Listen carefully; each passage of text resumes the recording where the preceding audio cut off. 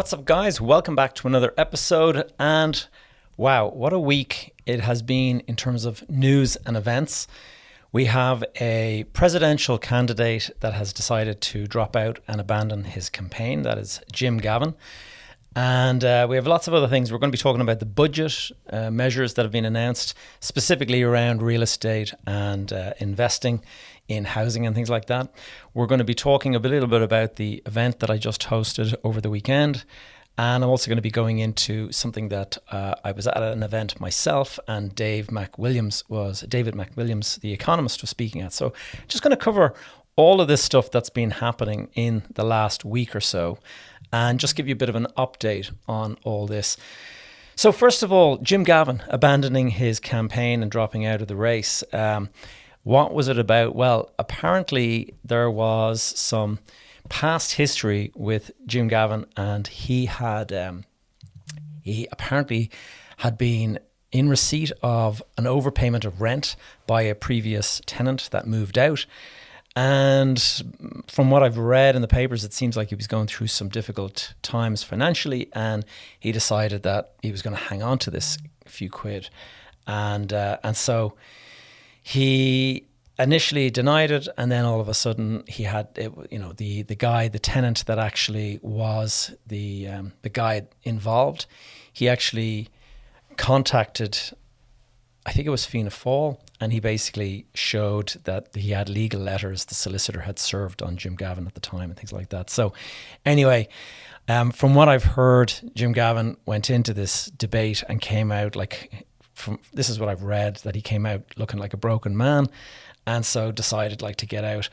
And for sure, this does not kind of surprise me, because I know a little bit about politics. My grandfather was a politician. He was a TD for the Sligo-Leitrim area way back in the 1960s and 70s. And I can remember growing up, there would be people talking about, politics around the kitchen table and stuff. And my grandmother was always adamant, don't go into politics. It is a nasty business.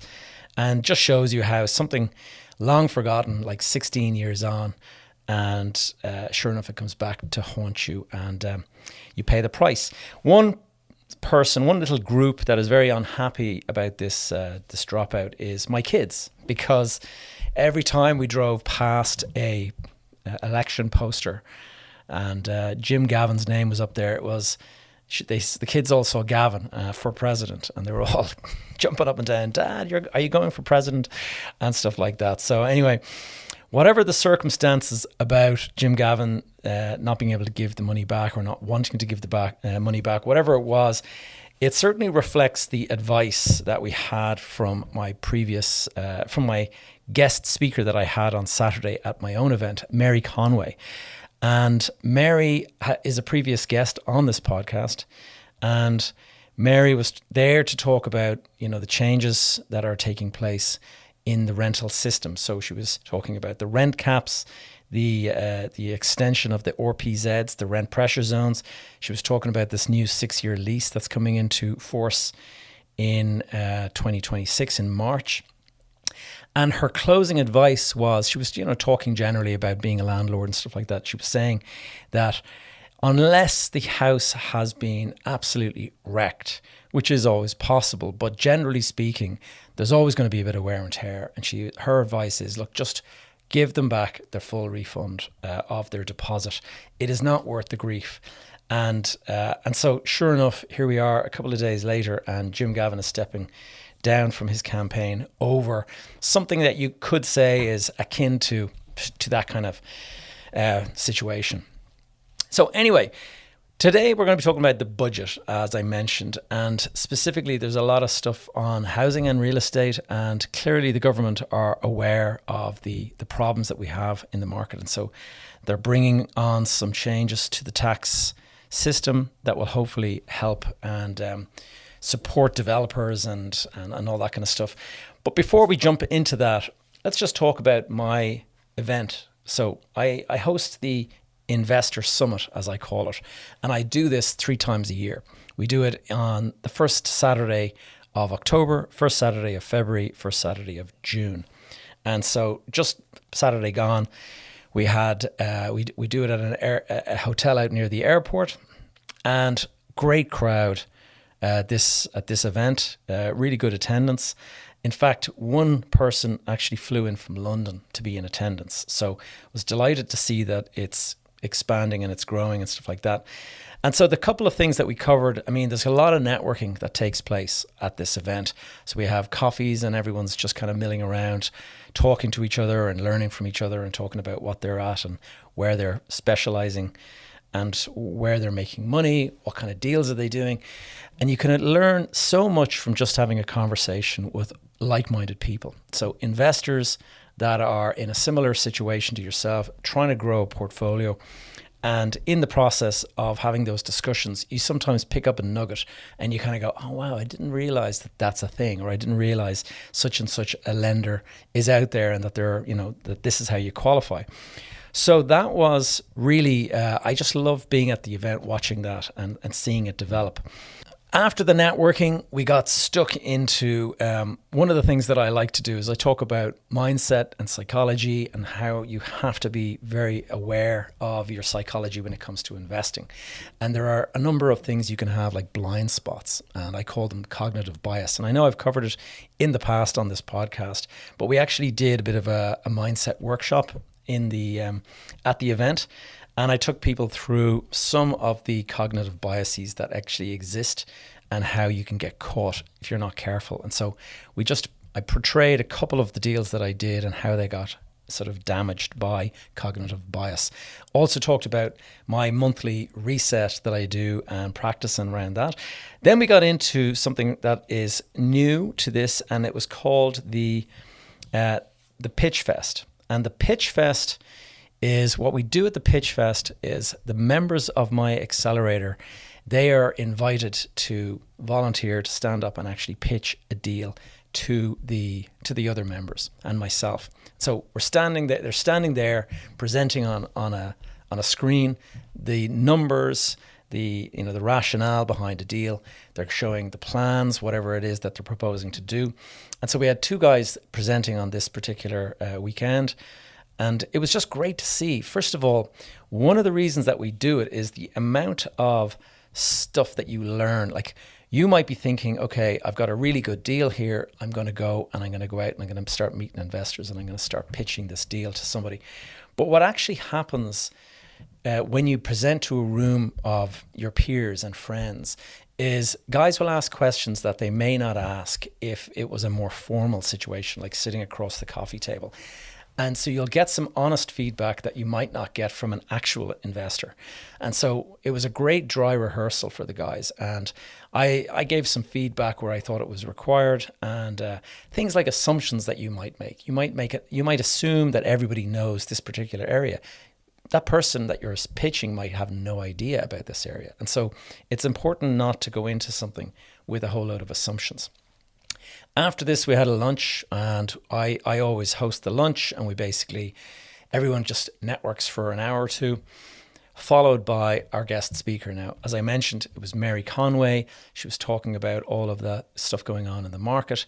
And then it was a bit of a Q&A, and so people were able to ask Mary the various questions about what's going on in the market, how to do X, Y, and Z.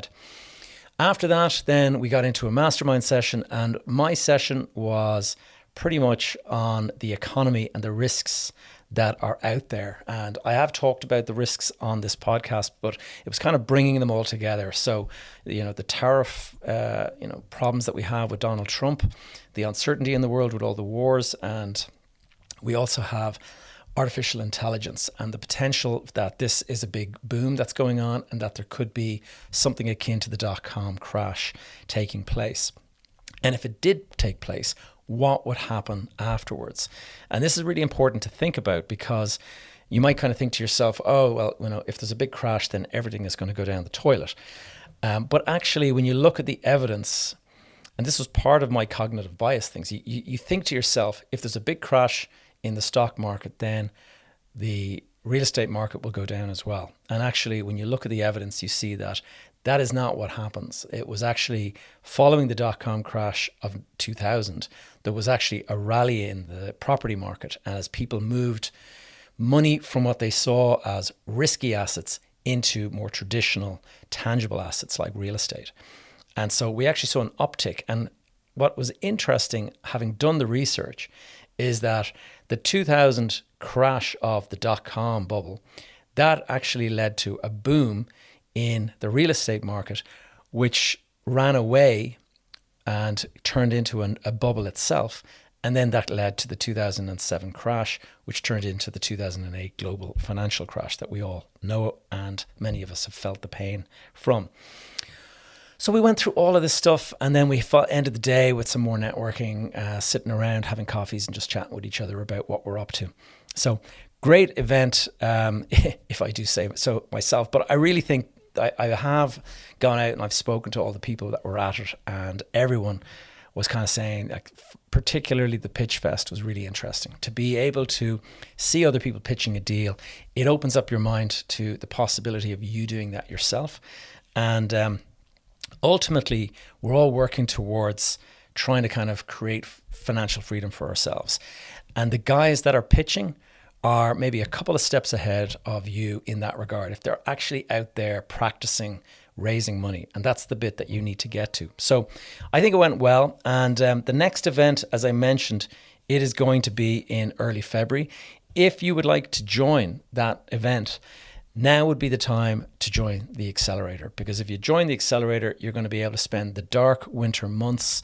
We're not going to be outside playing football and things like that for the evenings the way we've had over the summer. And so you can go and put those dark hours in the wintry weather, you can put it into good use, improving and developing your skills and working towards that financial freedom that we all want.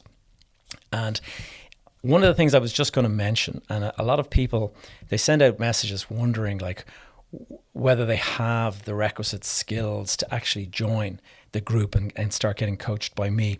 And so I thought I would just summarize the clients, the main clients that I work with. And so first of all, the lowest tier, we'll say, is the small landlord or somebody who wants to become a small landlord. So if you currently are, we'll say, what I call an accidental landlord, like you bought a house, you've moved out of that house now into a new one and you're keeping it for rental. So that's your first property. We often refer to that as an accidental landlord. People who've done that, some of them will experience that and hate it. Some of them will actually love it. And they'll be saying, I'd like to actually do more. So small landlord, 1 to 3 rental properties, more or less, maybe a little bit more, maybe a little bit less. But that kind of amount of property, that is the small landlord, as I call them. And those people, I have coaching for them in the form of my foundations program. The next step up above that then is the portfolio investor. And so this is when you want to take it to the next level. Now, a lot of people write to me saying, Gavin, I want to get to the next level. And what do we mean by the next level? Well, it's where you actually build a portfolio and you'll go from having the 1 to 3 properties to maybe going and scaling up 5, 10, 15, even up to 20 properties. And if you're going to be doing that, there's a lot of different skills that you need to develop. You need to understand how to add value to property, how to refurb. You need to understand how to work with banks, lenders, and private investors. And all of that stuff we teach inside the accelerator. And then this is a very small minority of people are at a level above that again. And that is the professional investor developer.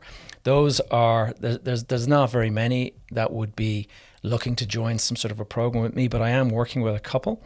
And these are guys that are essentially full-time in the property sector, full-time investors or developers, or they might straddle construction and development. And those are people that are looking for mentoring with me. They want to be a part of a very select group that meets together and we all compare notes on how we're doing deals and things like that.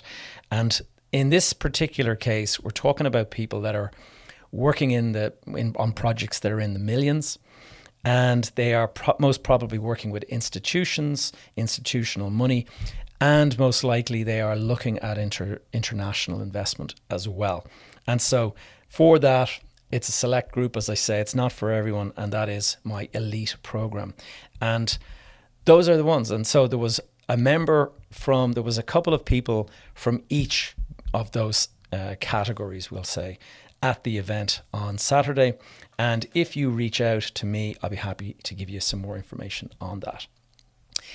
Okay, enough about that. Let's get into the budget measures. And the budget measures are, what's particularly interesting about them is that we have got the government well aware of the situation with the housing market, and they're trying to make tweaks that will actually improve the supply. But it's not an easy fix without doing things that are deemed very unpopular.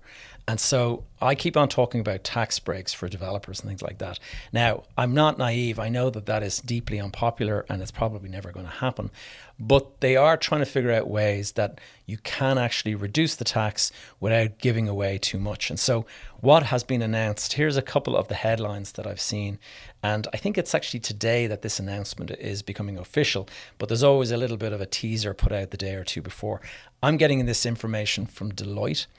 And so I got an email from Deloitte and it just summarized all this. So first thing, the new apartments that are being built are going to be subject to a lower VAT rate. So at the moment when apartments are built, the same with houses, the developer has to charge 13.5% VAT on it.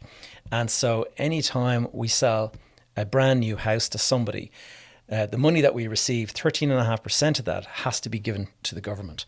And so what they've decided to do in order to ramp up production of apartments and things like that, they've actually reduced that VAT rate to 9%. And so 13.5 to 9, but this is going to be for new apartments. And this is going to be from now, from like literally from this month up until the very last day of 2030. So it runs up to the beginning of 2031. We also have corporate tax deductions that are going to be enhanced. Okay, so if you are a developer and you're building apartments, there is going to be a special reduction in corporation tax for you. And so what they're talking about, see, at the moment, if you're in the development business, the way it works is that, you know, your profits come in, you have to pay tax and all that kind of stuff, as you would normally.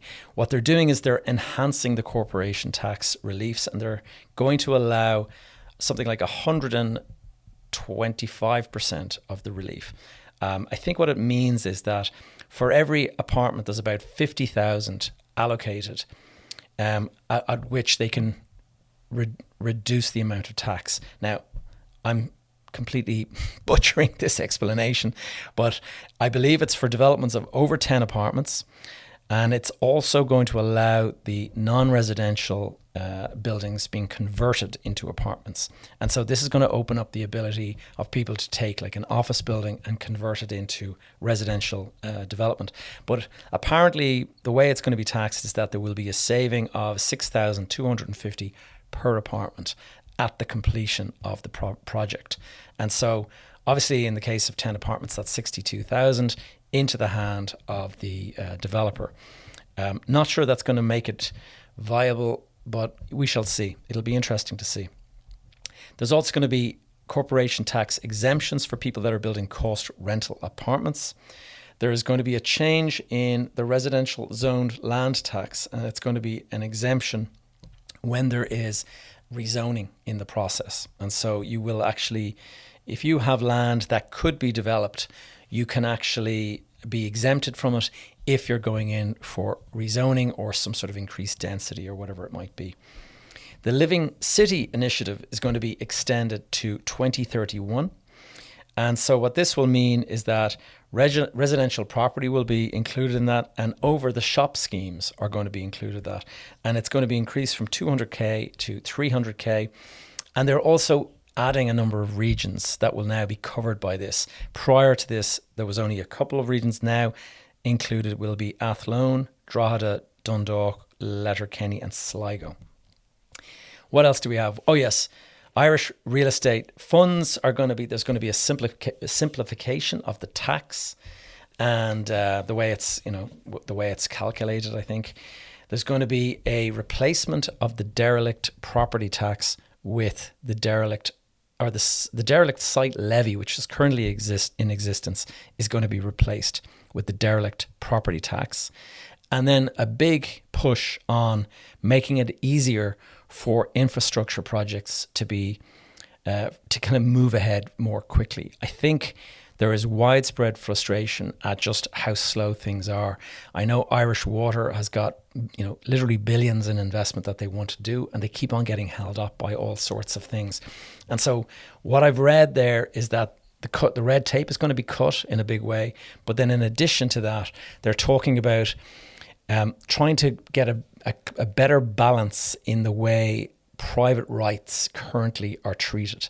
And so if let's say somebody is going to build power lines across, a field or something like that, at the moment, somebody who, opened their bedroom windows in the morning and looks out, they might say, oh, my view is going to be destroyed. And that one person on that, hundreds of miles of cable, that one person can hold up the project. And I think what's going to happen is that there's going to be a balance where it's like, if this is for the good of the country, then it's going to outweigh the right of one person.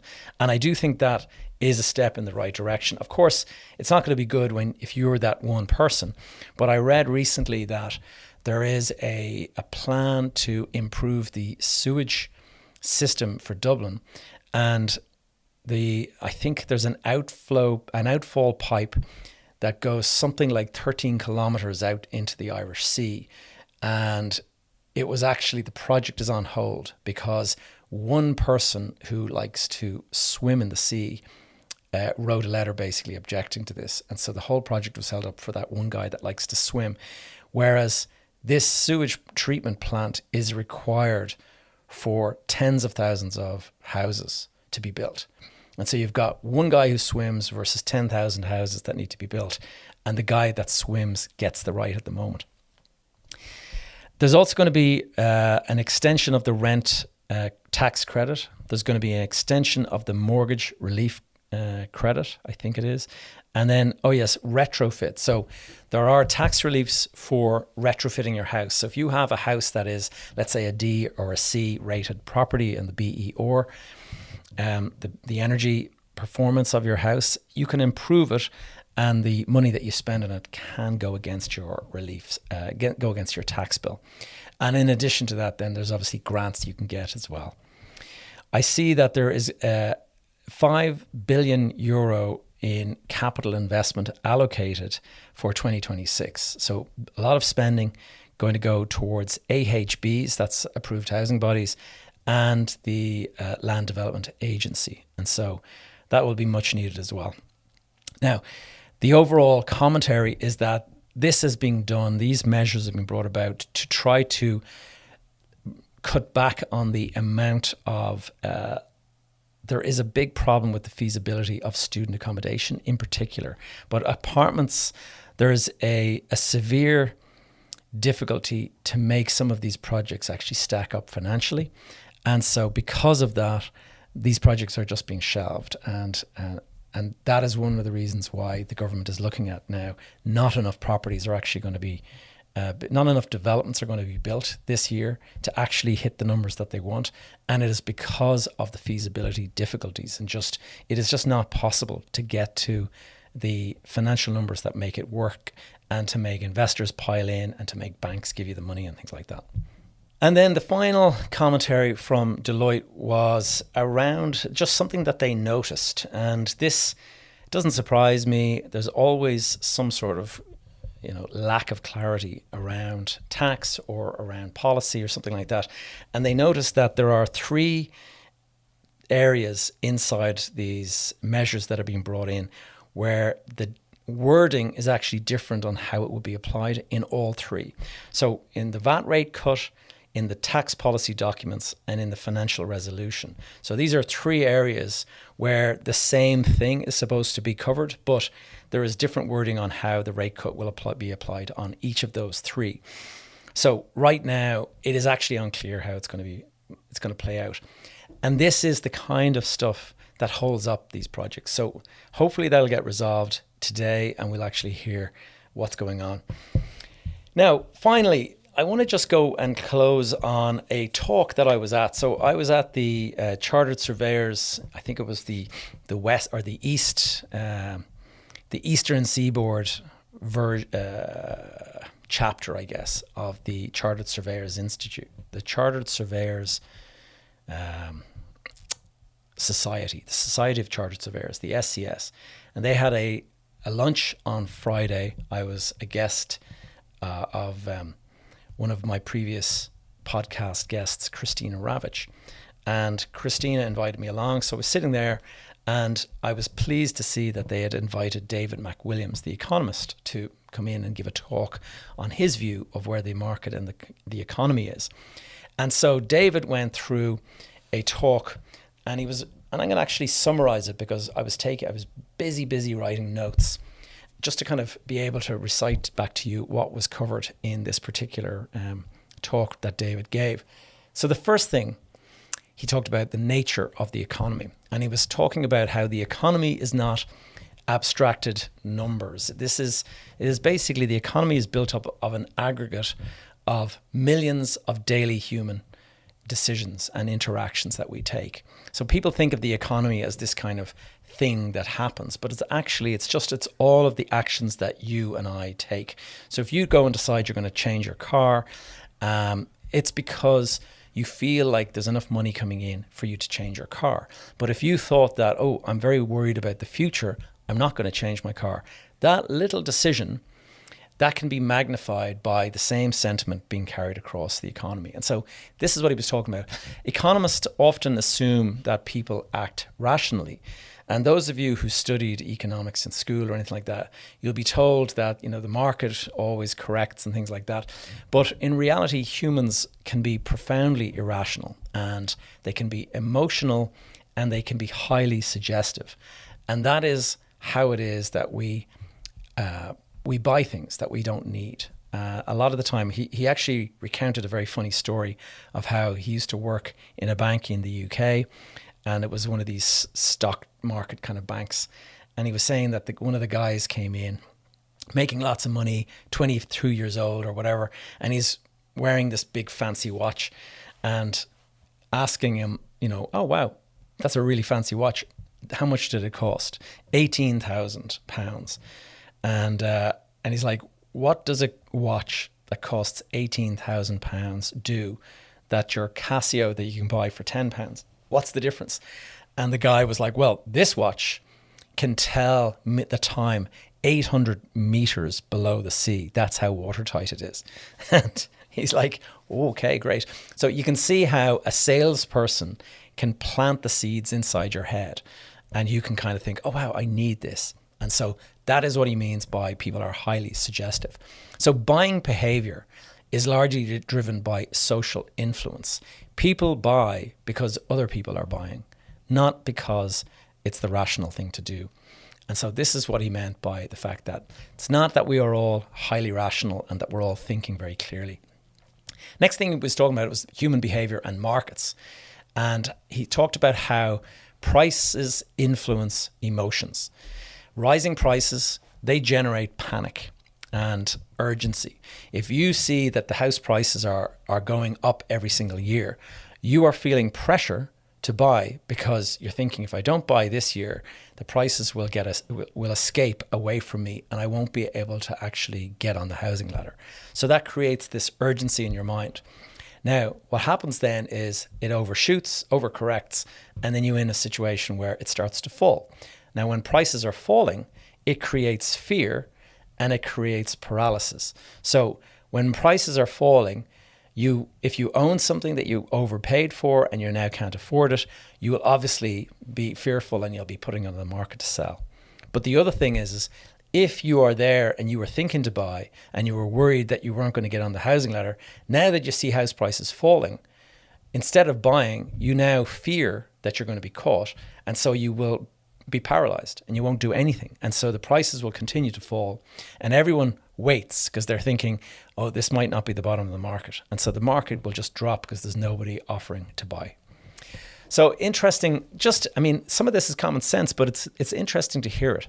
So he was talking about how housing cycles are often driven more by gossip, stories, and social contagion than by rational supply-demand models.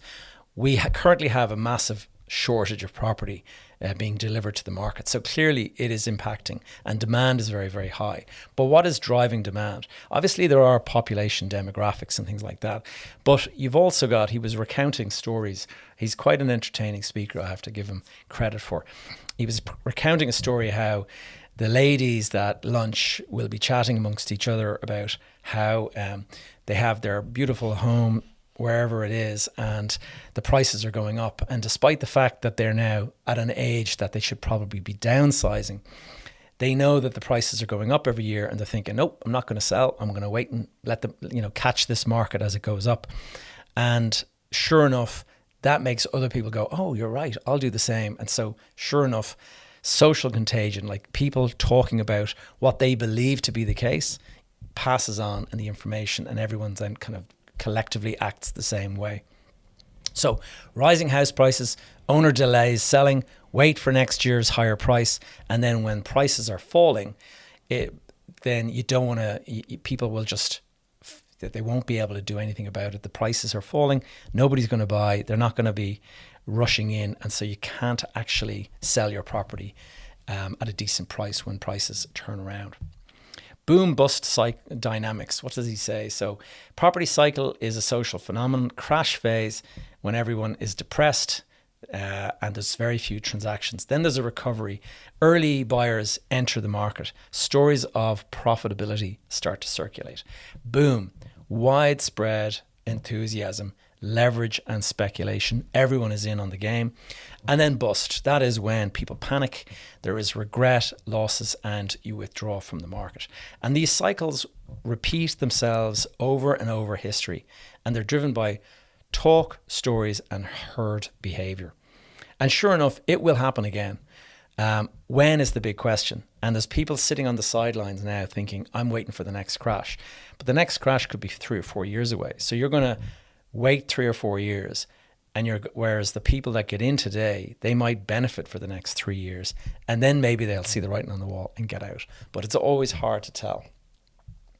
Ireland's uniqueness and Dutch disease. So David went into this, and this is, I suppose, where what I was specifically there for was really just to hear his view on the Irish economy.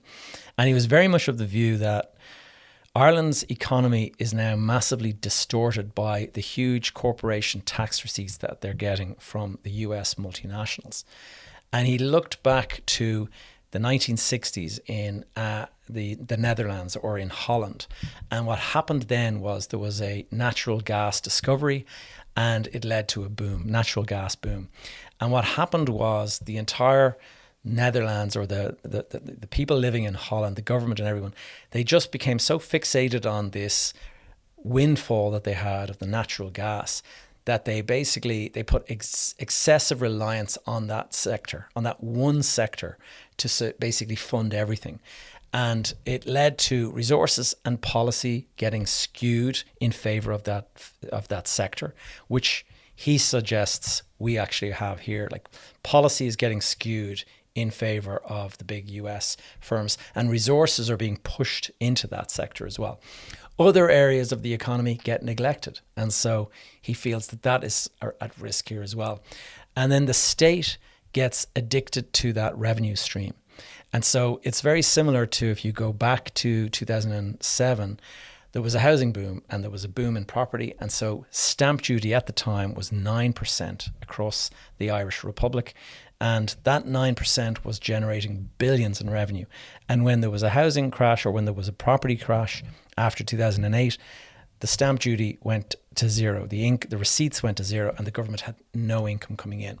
And suddenly it's gone, and you're panicking and you're figuring out, like, where are we going to get this money from? And that is exactly what happened in 2008. And Dave McWilliams is of the view that this is what could happen if there is any kind of a shock to the US multinationals that we have. So somebody like Donald Trump coming along and forcing these guys back to America, things like that, that could actually cause there to be a big fall in the receipts that we have. And the Irish multinationals are the golden goose, but the revenue flow has not made society broadly richer. Instead, it has distorted priorities. That's the criticism that David McWilliams had on that. Housing market distortion. Because the government is awash with all the cash from these US multinationals, he said that a striking feature of the Irish state is that we have become effectively the biggest buyer of new homes, or is being bought by the state and funds, we'll say. What he did was he took out the financial accounts that are published by Cairn Homes. Cairn Homes, as you know, one of the biggest, if not the biggest, housing developer, the house builder in the country. And it showed that 80 to 87% of all the sales revenue coming into that company comes from the state through what they call forward purchase agreements. And this shows that that there's billions being spent on housing by the government. And they're only able to do this because of the revenues coming from the US corporates. And he's of the view that this shifts developers away from being risk takers to basically being subcontractors for the state.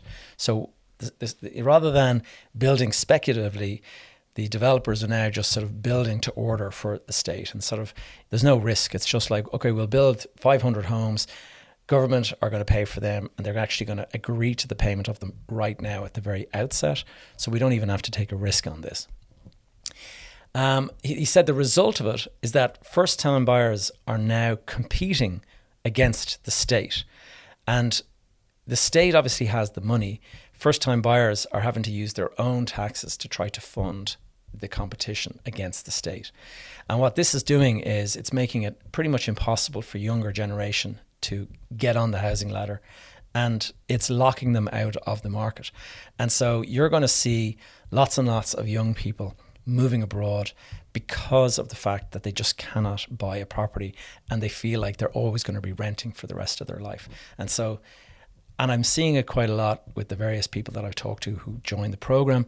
Most of them are coming back having spent a few years abroad. And the outcome is that this is the world's most expensive social housing, because it's being paid for by this money that's the government is currently awash with. And then he kind of finished up on social and political implications of this. And he says that social revolution in housing, that's what we're currently going through. Young people are emigrating, notably to Australia. Access to housing is increasingly about queuing and allocation, not saving or earning. And policy making is short-sighted. It's tied to the multinational revenue stream rather than long-term planning. And Dave McWilliams suggests that this imbalance is a clear sign of lack of strategic political thinking by the government. So, takeaways. Economy is shaped by irrational behaviour and social contagion. Property market in Ireland is socially driven cycles of boom and bust. Ireland is suffering from a version of Dutch disease and its overdependence on the multinational tax flows. The state's dominance in housing purchases has squeezed out the private buyer, certainly for the big apartment schemes. And this is creating an unsustainable and inequitable housing model. And long-term social and political consequences could be severe, in his opinion. With young people locked out of home ownership, they're being forced abroad. And so, guys, I hope you found this week's podcast a bit of a mixed bag, and looking forward to next week. I've got a guest coming on. I was over in London, and we're going to bring that guest to you next week. And so, again, if you're interested in that, joining the program, do reach out. I'm always available to jump on a call and talk to you about the program and the benefits and how it's structured and all that kind of stuff. I will end by asking you, can you give us a review? The podcast, I asked ChatGPT to give me an assessment of where could I improve the podcast reach and stuff, and it said that there are not enough reviews on the podcast platforms. And so whatever platform you're listening to the podcast on, if you can, I would really appreciate a review or 5 stars or whatever you can give. And I will see you next week.